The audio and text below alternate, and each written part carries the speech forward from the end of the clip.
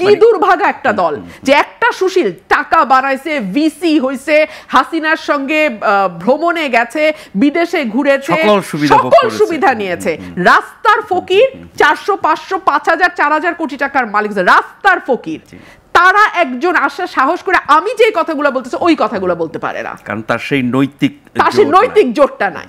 অনেকেই বলছেন যে আওয়ামী লীগের পর বিএনপিকে টার্গেট করা হচ্ছে, পরিবর্তিত রাজনৈতিক পরিস্থিতি, সেখানে আওয়ামী লীগের যেই পরিণতি হয়েছে বা হচ্ছে, আরও যেসব প্রক্রিয়ার মধ্যে দিয়ে যাবে, সেরকম একটা রাস্তায় বিএনপিকে ঠেলে দেওয়ার চেষ্টা কোনো শক্তি করছে। এতে কি বিএনপি আতঙ্কিত বা উদ্বিগ্ন? এই যে গত 15 বছর আমাদেরকে শেষ করে দেওয়ার সব রকম চেষ্টা হয়েছে না, একটা দলকে শেষ করতে আর কি লাগে? আমাদের টপ লিডারশিপকে জেলে নেওয়া হয়েছে, আমাদের সেকেন্ড লিডারকে বাংলাদেশে আসতে দেওয়া হয়নি, আমাদের থার্ড লিডার মির্জা ফখরুল ইসলাম আলমগীর এই বয়সে কতবার জেলে গেছে আমি জানিও না। ওনার বিরুদ্ধে 100টা মামলা, মির্জা ফখরুলের বিরুদ্ধে 100টা মামলা করেছে আওয়ামী লীগ, দফায় দফায় ওনাকে কারাগারে নিয়েছে। স্ট্যান্ডিং কমিটির এমন কোনো নেতা নাই যার বিরুদ্ধে কয়েকশো করে মামলা নেয় আর যে কারাগারে একবার দুইবার যায় নাই।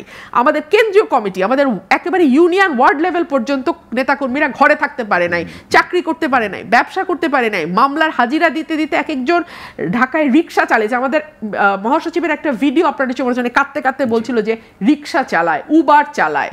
হ্যাঁ, উবার তো একটু ভালো অবস্থায় চালায়, তারপরে ফুড পান্ডা পাঠাওতে ওরা কাজ করে। এই দলটা টিকছে কি করে? আওয়ামী লীগ যত টর্চার করেছে এই দলের জনপ্রিয়তা তত বেড়েছে। আওয়ামী লীগ যত টর্চার করেছে সাধারণ মানুষ, একদম সাধারণ মানুষ, নাজমুল ভাই, আমি রিক্সায় চড়েছি, আমি গণপরিবহনে চড়েছি, যখনই আমি চড়েছি আস্তে, আমি হাসিনার আমলের কথা বলছি, আস্তে করে কানে কানে বলতো, আপা লেগে থাকেন আপা, আমরা আছি আপনাদের সাথে।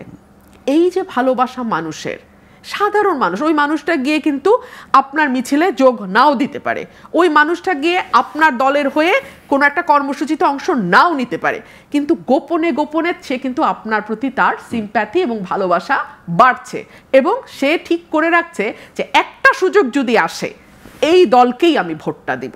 সো এই ব্যাপক বিপুল জনপ্রিয়তা বিএনপির, এটার একটা বড় কারণ হচ্ছে 15 বছরে তাদের উপরে যা নির্যাতন হচ্ছে।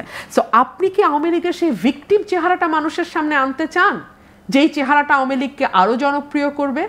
দেখুন, একটি দল ক্ষমতা থেকে বিদায় হওয়ার 9 মাস পার হয়েছে, আপনি একটা সুশীল আনতে পারছেন না যেই সুশীল আজকে আমাদের দুজনের সাথে বসে অ্যাটলিস্ট আমি যে কথাগুলো বলতেছি ওই কথাগুলো বলবে।